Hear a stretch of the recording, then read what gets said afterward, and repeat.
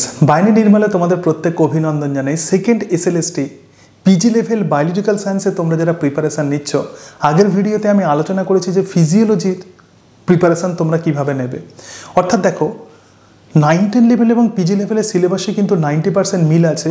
যে অংশগুলো প্রধানত অমিল আছে, মানে যেগুলো শুধুমাত্র পিজি লেভেলের সিলেবাসে আছে অথচ 9-10 লেভেলের সিলেবাসে সেগুলো নেই, তো সেগুলো কোথা থেকে পড়বে, কিভাবে প্রিপারেশান নেবে, তো সেটা সম্পর্কেই আমি আলোচনা করছি।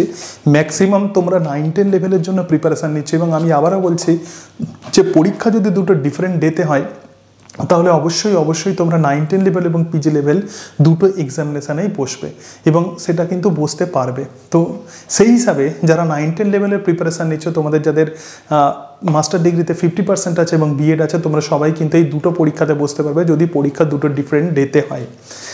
তো 9-10 লেভেলের সিলেবাসের সঙ্গে যেটা বলছিলাম যে পিজি লেভেলের সিলেবাসের 90% মিল আছে, কিন্তু যে বিষয়গুলো অমিল আছে আগের দিন আমি ফিজিওলজিতে সেগুলো সম্পর্কে আলোচনা করেছি। ফিজিওলজি বিষয়ে আজকে আমরা আলোচনা করব যে জুলজিতে কেবলমাত্র পিজি লেভেলের সিলেবাসে কোন কোন টপিকসগুলো আছে এবং সেগুলো কোথা থেকে পড়বে।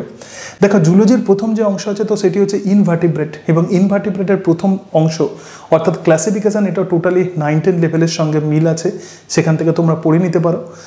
এবং স্পেশাল যে ফিচার্স আছে রিপ্রোডাকশান এ প্রোটোজোয়া, এটা কিন্তু তোমাদের পিএসসি সিলেবাসেও এটা ছিল। তো যাই হোক, polymorphism in siphonophora, respiration of arthropoda, nervous system in gastropoda এবং water vascular system in starfish, তো এই সমস্ত অংশগুলো তোমরা কোটপালের ইনভার্টিব্রেট বই থেকে পেয়ে যাবে। এই সব অংশগুলো কোটপালের ইনভার্টিব্রেট বই থেকে পেয়ে যাবে। যদি তোমাদের বন্ধুর কাছে যদি কোটপালের ইনভার্টিব্রেট বই থাকে তাহলে এই অংশগুলো তোমরা একটু জেরক্স করে নিয়ে পড়ে নিতে পারো, ঠিক আছে। সেকেন্ড যে পোর্শন আছে দেখো কডেট, তো কডেটের যে পোর্শন আছে 2 নম্বর যে পার্ট আছে lateral line sense organ in fishes এবং পয়জনাস এবং নন পয়জনাস স্নেক, এটা আমি প্রধানত 9-10 লেভেলের যে নোটস আমি প্রোভাইড করেছি, তো সেখানে ভার্টিব্রেটের যে ক্লাসিফিকেশান, তো ভার্টিব্রেটের ক্লাসিফিকেশানেই কিন্তু এই অংশটা আছে, ঠিক আছে। দেখো ক্লাসিফিকেশানে অ্যাম্ফিবিয়া, রেপটাইলস এবং ম্যামালস কেবলমাত্র আছে, কিন্তু আমি যে 9-10 লেভেলের যে নোটস প্রোভাইড করেছি সেখানে ফিশ, অ্যাম্ফিবিয়া, তার সঙ্গে সঙ্গে বার্ডস, তার সঙ্গে সঙ্গে ম্যামালস, এই সবগুলোই আমি কভার করেছি। তো ফিশের যে নোটস আছে সেখান থেকে তোমরা এই অংশটা পেয়ে যাবে। এবং পয়জনাস এবং নন পয়জনাস স্নেকের যে এই যে ছোট্ট যে অংশটা আছে, এটা যে কোনো ইউটিউব চ্যানেল থেকে তোমরা পেয়ে যাবে। বিশেষত পয়জনাস এবং নন পয়জনাস স্নেকের মধ্যে কি পার্থক্য আছে সেটা তোমাদেরকে পড়তে হবে, এবং তার সঙ্গে সঙ্গে পয়জনাস স্নেকের যে তাদের যে পয়জন, তো পয়জন গ্ল্যান্ড সম্পর্কে পড়তে হবে এবং পয়জন অ্যাপারেটাস সম্পর্কে পড়তে হবে, ঠিক আছে। তো পয়জন অ্যাপারেটাস হচ্ছে মডিফাইড স্যালিভারি গ্ল্যান্ড এবং নিউরোটক্সিক বিভিন্ন মেটেরিয়ালস এবং হিমাটক্সিক বিভিন্ন মেটেরিয়ালস কীভাবে কাজ করে, এবং তার সঙ্গে সঙ্গে কোবরা এবং ক্রেটের যে পয়জনের মধ্যে কি পার্থক্য আছে, এই অংশগুলোই মেনলি পড়তে হবে। এবং তাদের যে কোথায় লরিয়েল পিট থাকে, তার সঙ্গে সঙ্গে তাদের স্কেলের বিভিন্ন ডিফারেন্স থাকে, তো সেগুলোই প্রধানত পয়জনাস এবং নন পয়জনাস স্নেকে পড়তে হবে। বাকি অংশগুলো সব 9-10 লেভেলের সিলেবাসে আছে। তারপরে দেখো cytology, histology and the developmental biology, এক্ষেত্রে এই যে পোর্শন, এই যে রিজিয়ান্স আছে, এই রিজিয়ান্সের যে অংশটা কেবলমাত্র পিজি লেভেলের সিলেবাসে আছে এবং 9-10 লেভেলের সিলেবাসে নেই, তো সেটা হচ্ছে histological technique, fixation and fixative এবং তার সঙ্গে সঙ্গে আউটলাইন ক্লাসিফিকেশন অফ ডাইজ। তো এইটা কোথা থেকে পাবে, এটা আমি ইউটিউব চ্যানেলে, আমার চ্যানেলে তোমরা এটা পেয়ে যাবে, তো সেখান থেকে তোমরা পড়ে নিতে পারো। এর জন্য আলাদা করে কোনো হিস্টোলজির বই কেনার দরকার নেই। তো হিস্টোলজির হ্যামস হিস্টোলজি থেকে তোমরা এটা পেয়ে যাবে, কিন্তু সেখান থেকে আমি তৈরি করেছি নোটস, তো সেটা এই পোর্শন কিন্তু তোমরা আমার চ্যানেলে পেয়ে যাবে, ঠিক আছে। এবং তার সঙ্গে সঙ্গে দেখো এখানে আরও একটা পোর্শন আছে organogenesis or development of eye in chick. Developmental বায়োলজির কোনো বই কেনার দরকার নেই, তোমরা যারা 9-10 লেভেলে প্রিপারেশান নিচ্ছ অলরেডি আশা করি তোমাদের সমস্ত নোটস অ্যারেঞ্জ হয়ে গেছে। তো কেবলমাত্র ডেভেলপমেন্ট অফ আই ইন চিক, এটা যে কোনো ইউটিউব চ্যানেলে তোমরা যাবে, তো সেখান থেকে তোমরা পেয়ে যাবে, ঠিক আছে। এটা ইউটিউব চ্যানেল থেকে পড়বে, এর জন্য কোনো রকম বই কেনার দরকার নেই। এরপর দেখো distribution, evolutionary biology and the systematics. তো এক্ষেত্রে যে অংশটা কেবলমাত্র পিজি লেভেলের সিলেবাসে আছে সেটা বলি। পিজি লেভেলের সিলেবাসে আছে যে পোর্শনটা আছে দেখো অ্যাডাপ্টেশন টাইপস, মানে অ্যাডাপটিভ রেডিয়েশন এবং অ্যাডাপটিভ কনভার্জেন্স ইন ম্যামালস এবং তার সঙ্গে সঙ্গে ডিজার্ট অ্যাডাপ্টেশন। তো এটা তোমরা রাজতগির ইভলিউশন থেকে পেয়ে যাবে। তোমাদের প্রত্যেকের কাছে যেন রাজতগির ইভলিউশন বইটা থাকে, এটা মাথায় রাখবে। ভেরি ভেরি ইম্পর্টেন্ট বুক এবং ভেরি গুড বুক, ঠিক আছে। তো এখান থেকে পেয়ে যাবে, এবং বায়োলজিক্যাল স্পিসিস কনসেপ্টও কিন্তু তোমরা সেখান থেকে পেয়ে যাবে।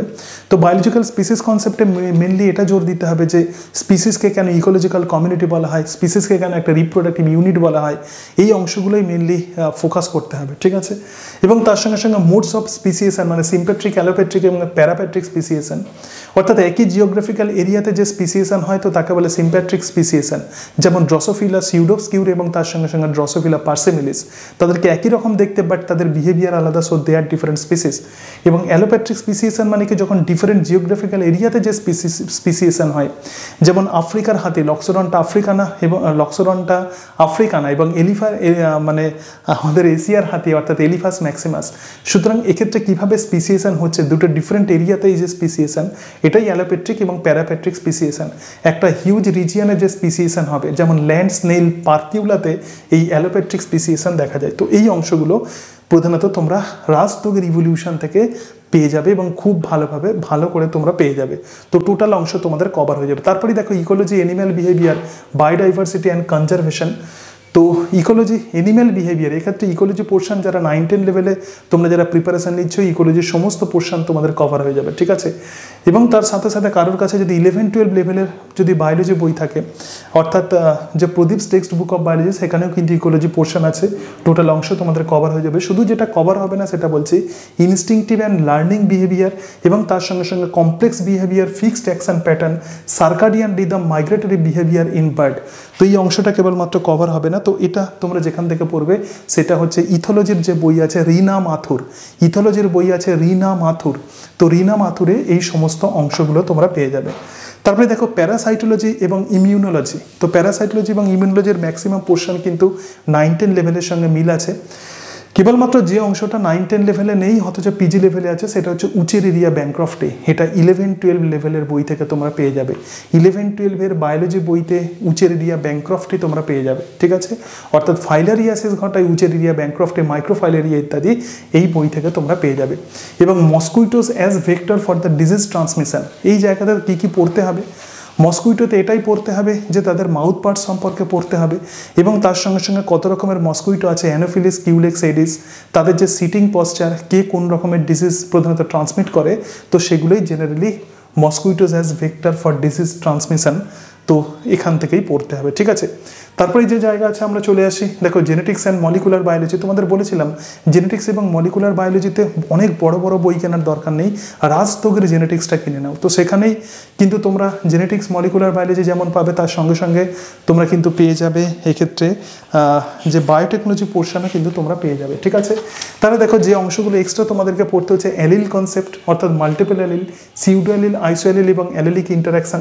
মাল্টিপল অ্যালিল তো 11-12 লেভেলের বইতেও তোমরা পেয়ে যাবে।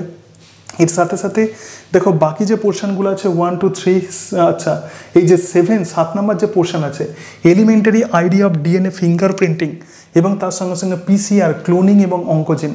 তো অঙ্কোজিন পোর্শন কিন্তু 9-10 লেভেলে আছে, এই যে পিসিআর, পলিমারেজ চেন রিয়াকশন এবং ক্লোনিং, অর্থাৎ বায়োটেকনোলজি পোর্শনটা একটু পড়ে নেবে, ঠিক আছে। তো এই অংশটা হয়ে গেল। এবং অ্যানিম্যাল ফিজিওলজি এবং বায়োকেমিস্ট্রি ম্যাক্সিমাম অংশই কিন্তু এক্ষেত্রে প্রধানত পিজি 9-10 লেভেলের সঙ্গে মিল আছে, সমস্ত অংশই মিল আছে। এন্ডোক্রিনোলজি এবং রিপ্রোডাক্টিভ বায়োলজি দেখো যেটা প্রধানত ডিফারেন্স আছে, রিয়া, এলাইজা এবং cryo preservation of the gametes. তো এই তিনটে অংশ, রেডিও ইমিউনিয়াসি, এনজাইম লিঙ্কড ইমিউনোসরভেন্টেসে এবং ক্রায়ো প্রিজার্ভেশন অফ গ্যামেট, এগুলো কিন্তু ইউটিউব থেকেও তোমরা পেয়ে যাবে, কোনো একটা ইউটিউব চ্যানেল ফলো করলে তো সেখান থেকে পেয়ে যাবে। এরপরে যেটা আছে তো সেটা হচ্ছে অ্যাপ্লাইড জুলজি মানে ইকোনমিক জুলজি। তো ইকোনমিক জুলজিতে আমি তোমাদেরকে বলবো যে এমন কিছু কিছু অংশ আছে যেগুলো কিন্তু 9-10 লেভেলে নেই। এক্ষেত্রে দেখো অ্যাকুয়াকালচার 9-10 লেভেলে আছে, তার সঙ্গে সঙ্গে দেখো সেরিকালচার 9-10 লেভেলে আছে, কিন্তু biology and control of pest, তো এই অংশটা প্রধানত 11-12 লেভেলে, 9-10 লেভেলে নেই। তো প্যাডি পেস্ট মানে ধানের যে পোকা আছে, স্কিরপোফ্যাগা ইনসার্টুলাস, অ্যানোমিস স্যাবোলিফেরা মানে স্টোড গ্রেন পেস্ট যার নাম হচ্ছে সিটোফিলাস ওরাইসি, এবং তার সঙ্গে সঙ্গে ব্যান্ডিকুটা বেঙ্গলেন্সিস এবং biological and integrated pest management. তো এই যে অংশগুলো আছে, তো এবং তার সঙ্গে সঙ্গে দেখো অ্যানিম্যাল হাসব্যান্ড্রি আছে, কমন ডেয়ারি ব্রিডস আছে মানে ডেয়ারির যে বিভিন্ন মিল্কের যে বিষয়গুলো, management, common poultry breed, rearing method, disease and control. তো যে বই থেকে তোমরা পেয়ে যাবে খুব ভালো বই, a hand book on economic zoology, a hand book on economic zoology, এর লেখক হচ্ছেন ডক্টর জাভেদ হোসেন, ঠিক আছে, সুভাষ প্রসাদ এবং সিনহা। ডক্টর জাভেদ হোসেন, সুভাষ প্রসাদ সিনহা, ডক্টর জাভেদ হোসেন এবং সুভাষ প্রসাদ সিনহা। তো এই hand book of economic zoology থেকে এই সমস্ত অংশ পেয়ে যাবে।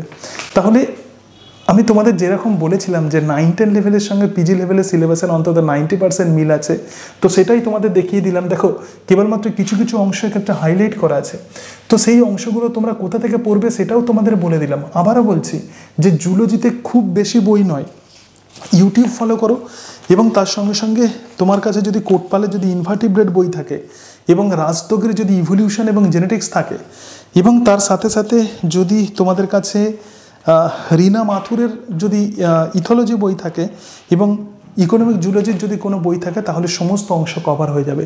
এর সাথে সাথে অবশ্যই করে কিন্তু তোমরা 11-12 লেভেলের প্রদীপস টেক্সট বুক অফ বায়োলজি হাতের কাছে রাখবে। এটা আমি বারবার বলছি, কারণ বা যে কোনো সিবিএসই বোর্ডের বই তোমাদের হাতের কাছে থাকলেই হবে।